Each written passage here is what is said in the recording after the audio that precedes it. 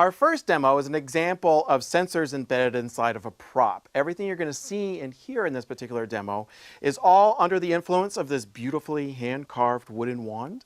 I'll show you more of what's going on inside the wand and the software that we're actually using to control it in a minute. But in the meantime, let's do a little bit of show and tell. This particular demo is controlling the weather. And our first gesture that we're going to do is doing a swirling gesture, and it's actually going to start up our storm. It's very scary. So we'll come back to that because this also has doesn't just start the storm, it also controls the wind.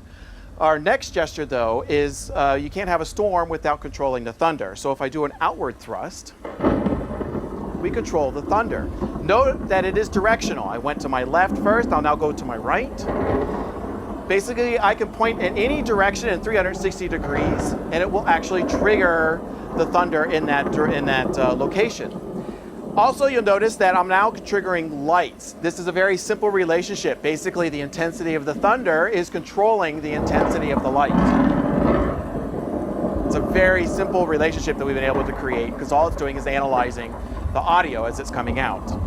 Another gesture is because you can't have a storm without trees falling down, at least our kind of storm. So a slashing gesture chops down trees. This is also directional. So wherever I point is where those trees get cut down. There's trees falling everywhere. And then going back to our swirling gesture, if you notice behind me with the fan, we can create gale force winds, actually create physical feedback to the gestures that we're creating. Now, I've shown these all in a particular order right now, but it actually be done in any order. Anything that I want to do, if I want to do a thunder crash, I can do a thunder crash, I can slash trees, I can stir up the wind. Anything that I want to do, it's completely under me as the performer's control. Also note that the thunder is something you control the intensity of. So the bigger and more forceful the outward thrust, the more intense the thunder will be. There's our big crash. So this is a great example of sensors embedded in props. As I mentioned in the last demo, I do want to peel back the curtain a little bit and show you what is actually going on inside our prop. Here we have a custom sensor package that contains the wireless radio, the battery power, and all the sensors that we need in order to figure out what the action is that the performer is doing on stage. All that information is transmitted back to our computer. The computer derives the gestures, and then our software that we've developed over the last several years called Diva translates that information into whatever the desired output is. The thunder crashes, the controlling of the lights, the stirring of the wind, anything we want it to control, the computer is doing all the translating.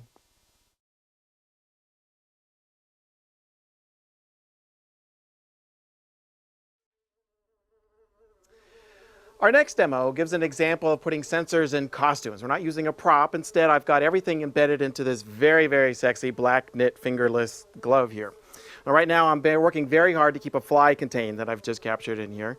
And you can see I can actually make this fly buzz around the room. So go, be free. You'll notice that wherever I point, the fly seems to follow quite nicely. I can also control the loudness of the fly by moving my arm up and down. And if I ever want to capture him again, capture, and I've got him back here in my hand. I can let him fly. And again, wherever I point is where that fly ends up. There he is. Now, if I ever want to get rid of the fly, what I've got to do, it's very unfortunate, but the only thing I can't do is eat him. So I'm going to take care of the fly right now. Oh, good stuff.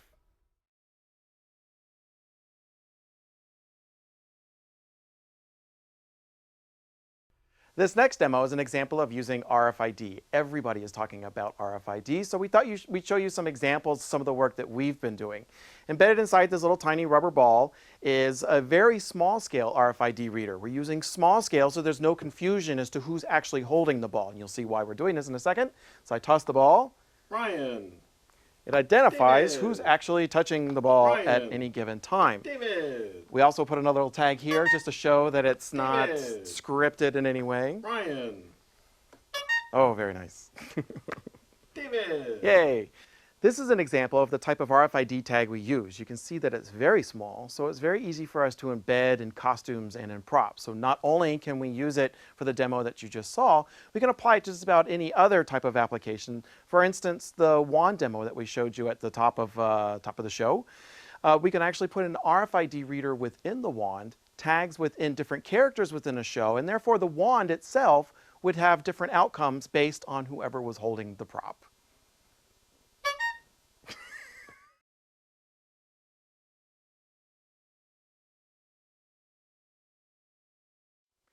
Here's another example of a very simple handheld prop. Here, the prop knows my proximity to the flower.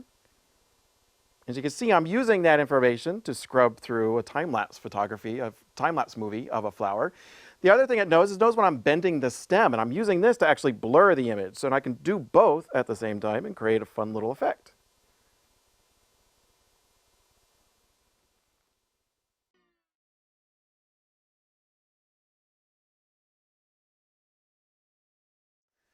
This is an example of some dynamic screen tracking technology we've been working on. As you can see, as I move the screen from side to side, our image follows us. Not only that, we have extra sensors built into the picture frame, where if I rotate it, the image actually follows it as well.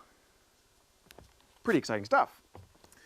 So you can see it can be quite fun, holding a prop, sit there and steer your ship, but something's really missing. We really need some rockets. So let's get started on that. Rockets. Very exciting.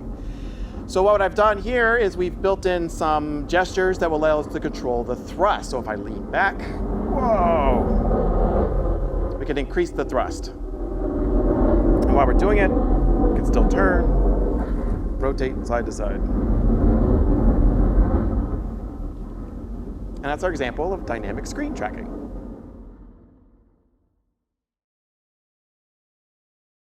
Our last demonstration is an example of some multi-performer interaction. You'll notice that both Ryan and I have magic gloves, and in each of these gloves we've embedded sensors. You'll notice in the scene we're about to do for you that each of us have very unique capabilities within the scene. So without further ado, I think it's time to get started hunting some ducks.